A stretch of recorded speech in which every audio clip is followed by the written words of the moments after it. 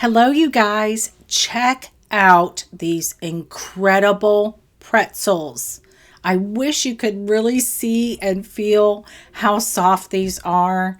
They are my version of a gluten-free Auntie Anne soft pretzel, and oh my gosh, y'all.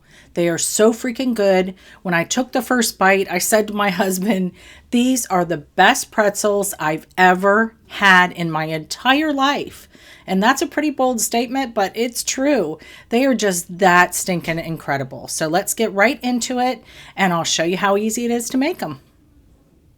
Okay, we'll start by making the dough, of course, and this is 240 grams of whole milk. You should be able to sub with the dairy-free milk. I haven't tried it, but it should be no problem. And then I'm adding to that 120 grams of water, 5 grams of whole psyllium husk, or 3 grams of the powder, and you can also leave that out, but you'll need to reduce the water to 60 grams. And then I also added in 6 grams of instant yeast, 28 grams of melted butter. Again, a dairy-free butter should also work well. 67 grams of brown sugar. And then I'm adding to that 410 grams of my bread flour blend. And then this is 6 grams of kosher salt and 4 grams of baking powder, which is not a normal ingredient in soft pretzels, I know, but I like to add baking powder to many of my yeast recipes because it adds that extra oomph we sometimes need in gluten-free baking. So I'm getting this on the mixer, and I'm going to mix it on low until it comes together, which it won't take very long at all because this is a stiffer dough. And then I'm turning it up to medium, and I'm going to knead it for 5 minutes, just like I do for pretty much all my other yeast bread recipes. Can you do this with a spoon? You probably can. I haven't tried it.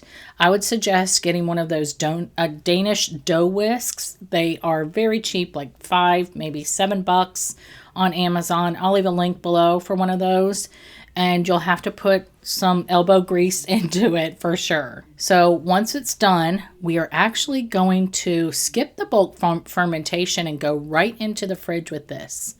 Or it's going to bulk ferment in the fridge, but it's only going to be in there for about 3 to 4 hours. That's all we need. So you can do these pretzels all in one day, which is so nice.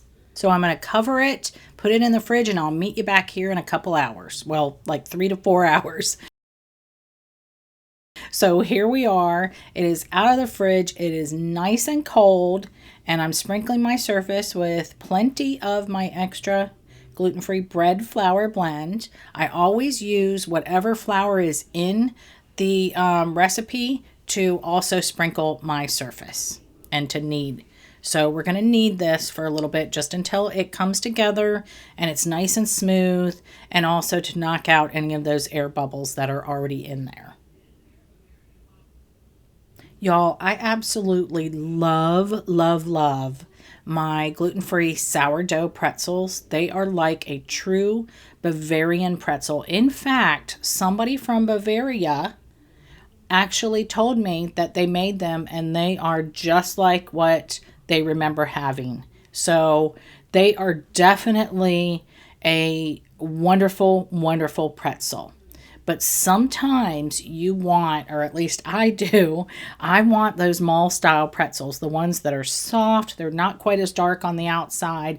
They're basically bathed in butter, and that's what these are. And, you know, if I had to choose, I don't think I could choose because both of them are excellent. You just get a totally different experience with each of these pretzels. So make both. That's my suggestion.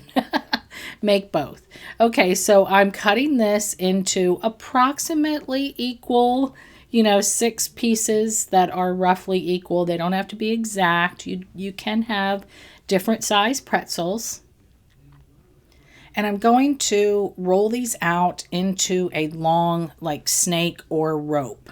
So I'm just going in with my hands first, and then I'm clearing away some of this flour so that I can have a little bit of friction on the counter. You need that to roll dough out, or you won't be able to roll it out very well. It'll just keep slipping around and it won't actually get any longer. I'm just rolling this out to a rope that will be 26 to maybe 28 inches long. And I'm taking my handy dandy ruler here, my acrylic ruler that I love and I use for so many things, and that works great. So we are right at 26 inches. So now I'm making a U shape. You've seen me do this before if you saw my other pretzel videos.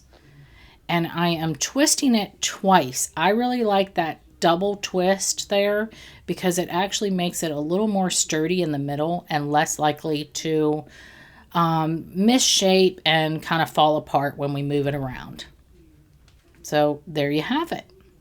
I'll do one more here just to show you. So I've got my U. I'm going to twist it twice and then fold it down and press those ends into the bottom. All right, I've got all the pretzels I want. Now I'm going to make some pretzel nuggets or bites, whatever you want to call them. I think Auntie Anne's calls them nuggets. So I've rolled out my dough, and now I'm just going to use my bench scraper. You can also use a sharp knife to cut these into about 1 to maybe 2 inches long. It doesn't matter, whatever you would like. You can even make like pretzel sticks if you want and make them like 4, maybe 5 inches long. I like the bites because they are just one bite. You can dip them a little easier. They're great for parties. All right, the next step, so easy. We're going to add some very warm water to a pie pan or a shallow bowl, about 480 milliliters, which is give or take about 2 cups.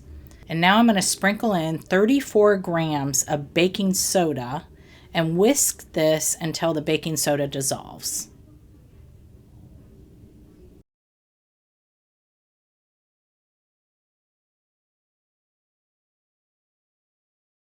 Okay, now I'm just dipping these using my hands, but you can also use a slotted spoon or a spatula if you'd rather. And I'll take a spoon and splash some of the solution over the top just so I don't have to flip them over. And then I'm taking them and just blotting them on a paper towel. And then I'm putting them on my silicone baking mat lined baking sheet. And I prefer for pretzels to use the silicone baking mat because they're less likely to stick. They do stick pretty badly on the parchment. You can get them off, but sometimes it's a fiasco. So I just tend to stick with the silicone baking mat. And while they are still semi-wet on the top, I will take my Maldon sea salt. It is a flake salt. You can also use coarse salt, kosher salt. They even have pretzel salt that I think they sell on Amazon that you could use. I like to salt these before baking so that the salt stays on them. And I go pretty heavy on the salt because it is a salty snack after all. Pretzels, my husband really likes a lot of salt on his. I tend to like a decent amount of salt on mine. So now I'm going to dip the pretzel bites in there too and get them all in there. I'm just swishing them around with my hands,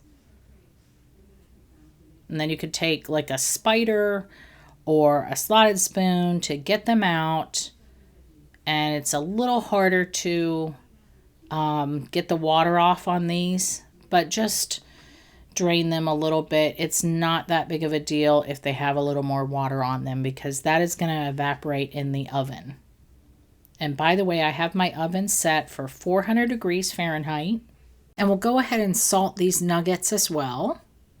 And we're going to bake these for 15 to 20 minutes, the nuggets and the pretzels, the whole pretzels, or until golden brown and dramatically puffed.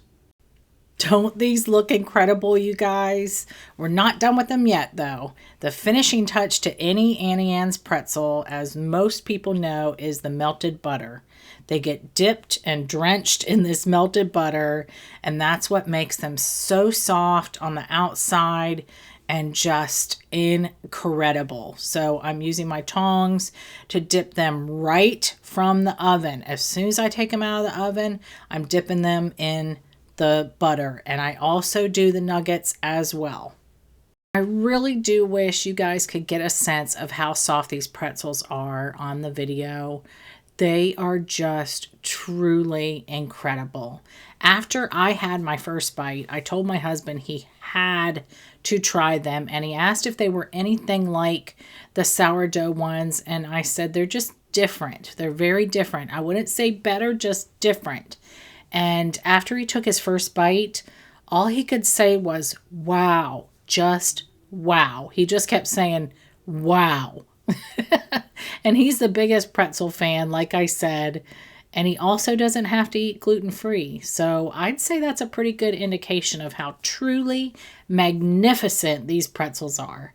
Try them for yourself and you will see what the fuss is all about. Enjoy.